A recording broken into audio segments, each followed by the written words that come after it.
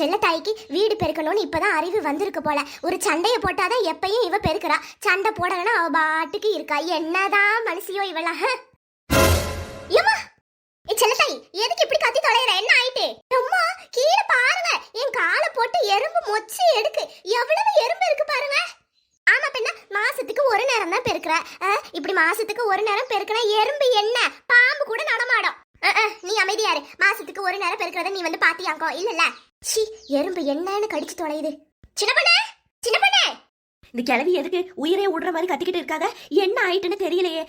கொஞ்ச நேரம் கூட நிம்மதியா இருக்க விட்டு தொலைய மாட்டேங்காங்க. சி, சொல்லுங்க. சின்ன பொண்ணு, வீட்டு முன்னாடி எவ்வளவு எறும்பு நடந்துகிட்டு கிடக்கு. உன் கண்ணுக்கு தெரியல இல்லையா? ஐயோ இல்லட்ட, எறும்பு ஓடுறது என் கண்ணுக்கு தெரியல பாத்துக்கோங்க. சின்ன பொண்ணு, கூறு கிட்டத்தனமா பேசாத. எறும்பே இத்தனை காண்டு இருக்கு, அது எப்படி உன் கண்ணுக்கு தெரியும்? நீங்க தான் கூறு கிட்ட மாதிரி பேசிட்டு இருக்கீங்க. கண்ணுக்கு தெரியாதுன்னு தெரியுது. அப்ப எதுக்கு நீங்க அப்படி கேட்கணும்? கண்ணுக்கு தெரியுதான்னு. அதுக்கு தான் நான் குனிஞ்சு பார்த்தேன். யாருக்குனே எனக்கு கண்ணு தெரியாது. கண்ணாடியை போட்டுட்டு சுத்திட்டு கிடக்க. இதுல நீங்க வேற ஏன்ட்ட? இந்த பேச்சுக்கு ஒண்ணு குறைச்சல் இல்ல. ஐயோ, இப்ப என்ன பண்ணணும்னு சொல்லுங்க. சும்மா மசன்னு பேசிட்டு இருக்காதீங்க. எனக்கு கிச்சன்ல வேலை கிடக்கு. அந்தா கிச்சன் கிட்டதான் எறும்பு பொடியை வச்சிருப்பேன். அதை கலக்கி எடுத்துட்டு வா. கலக்கி தானே நான் இப்ப எடுத்துட்டு வரேன். இருங்க. எல்லாம் விசேஷமான பிறவியாத்தான் இருக்காளுங்க. என்னத்த செய்ய? அட சரி விடு ரசமா. சின்ன பிள்ளை, அவளுக்கு எப்படி தெரியும்? நீ தானே எல்லாமே சொல்லி புரிய வைக்கணும். வாரத்துக்கு ஒரு நேரம் பெருக்கினா கூட போதும் ரசமா. இந்த மாதிரி எறும்பு பூச்சிப்பட்டைகள்லாம் வராது. சரியா? இங்க பாரு, அப்படியே இதுதான் சாக்குன்னு என்ன பெருக்க வச்சிடலான்னு பாக்காத. எனக்கு தோணுச்சுனாதான் பெருக்குவேன். சரியா? நீ சும்மா சொல்லிட்டு கிடக்காம வீட்டுக்கு போய் வேலையை பாரு. சரி சரி, கோவப்படாத. வீட்டுல என்ன சமையல் இன்னைக்கு? தெரியல. இந்தாங்க. உன்கிட்ட நானு எறும்பு பொடியை எடுத்துட்டு வான்னு சொன்னேன். காப்பிய உன்ட்ட யாரு கேட்டா இப்போ? கேட்கும் போதெல்லாம் எடுத்துட்டு வந்து தராத. கேட்காத போதெல்லாம் போட்டுட்டு எடுத்துட்டு வந்து நீட்டு. சரியா? ஐயோ, உங்ககிட்ட இப்ப காஃபின்னு யாரு சொன்னா? நான் உங்களுக்கு காஃபி ஒண்ணு போட்டு எடுத்துட்டு வரல. இது எறும்பு பொடிதான். அட ஆமாத்த, எறும்பு பொடிதான். எறும்பு பொடி எப்பயும் தண்ணியில மிக்ஸ் பண்ணி தானே ஊத்துவாங்க. அதுக்குதான் நானும் தண்ணியில கலக்கி எடுத்துட்டு வந்து கொடுத்துருக்கேன். சரியான கூறு கெட்டவளா இருப்பா போலயே. ஆனா கூறு கெட்ட சின்ன பொண்ணு, எறும்பு பொடி வாங்கி ரொம்ப நாள் ஆயிருக்கும். அதனால கட்டி ஆயிருக்குமே. சரி கலக்கி எடுத்துட்டு வான்னு சொன்னா நீ தண்ணியில கலக்கி எடுத்துட்டு வந்திருக்க தாயி. ஷோ, என்னதான் நீங்க சொன்னீங்க, நான் எடுத்துட்டு வந்துட்டேன். எப்பதான் நான் உங்க பேச்ச மீறி இருக்கேன்? அது சரி, கீழே கொண்டு ஊத்து. யாரு காப்பி நினைச்சு வாங்கி குடிச்சிடாம தாயி செத்து போயிருவாங்க.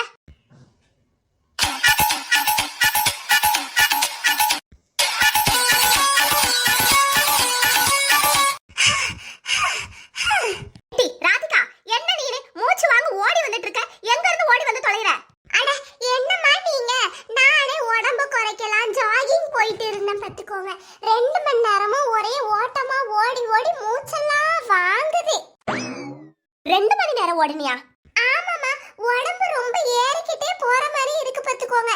அதனால எதனாச்சும் ஒரு முடிவு எடுத்தே ஆகணும்னு இன்னைக்கு காலையில இருந்து ஒரே ஓட்டமா ஓடிட்டு கிடக்க. ஒரு வாரத்துல இந்த ராதிகா எப்படி மெலிந்து காமிக்கிறேன்னு மட்டும் பாருங்க. கூறு கெட்டவளே, இப்படி ஓடனா மட்டும் போகாது. நேரத்துக்கு உள்ள இறக்கிட்டே இருக்க பாரு. அத குறை. அப்பதான் உடம்பு குறையும். சரியா? இப்படி ஓடுறதுல பிரயோஜனமே இல்ல. எம்மா, அதுக்காக சாப்பிடாம இருக்க முடியுமாமா? எல்லாம் ஒரு ஆசைதான். உடம்பு குறைஞ்சா எப்படி இருக்குன்னு பாப்போமேனு பார்த்தேன். ஆமா ராதிகா, ஒரு நாளைக்கு 3 நேரம் தின்னா பரவாயில்ல. 5 நேரம் மனசு தின்னா உடம்பு கூடிக்கிட்டே தான் போவோம். வீட்டுல எதனாச்சும் வேலையில பார்த்தா பரவாயில்ல. அதுவும் பாக்குறது இல்ல, படுத்தே தான் கிடக்க. அப்ப உடம்பு ஏறாம செல்ல அண்ணி நீங்க.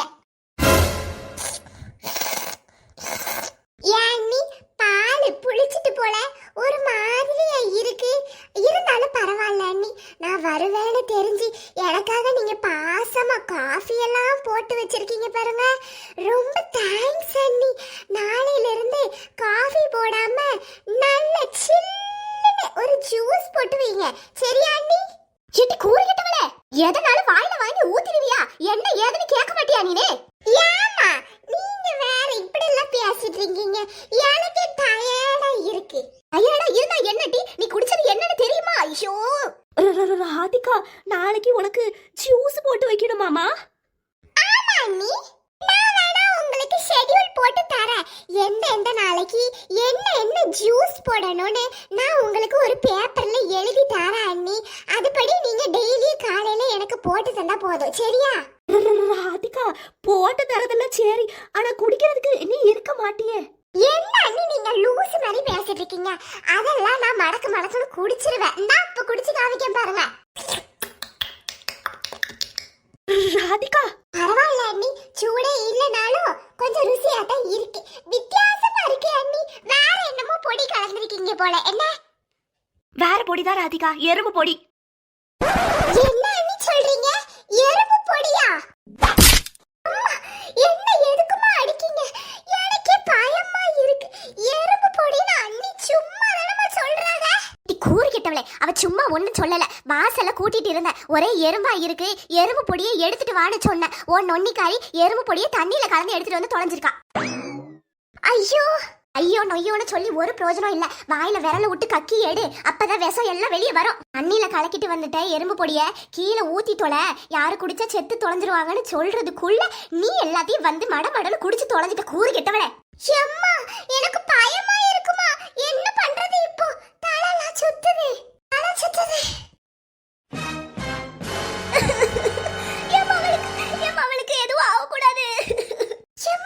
ஹாஸ்பிட்டல் கூட்டு போவாங்க. ஐயோ மயங்கிட்டா போலயே, இத வாங்கத்த சீக்கிரம் ஹாஸ்பிட்டல் கூட்டு போவோம், அப்பதான் சரிப்பட்டு வரும். சரி வருவாங்களே. அம்மா சின்ன பொண்ணே, சீக்கிரம் ஹாஸ்பிட்டல் கூட்டு போமா, எதுவும் ஆயிராம. ஏ கிளவி வாயை மூடு, எதுவும் ஆவாதியம்மா அவளுக்கு. திமிரு பிடிச்சவளுக்கு எதுவும் சொல்லக்கூடாது, நல்லதுக்கு கூட காலம் இல்ல.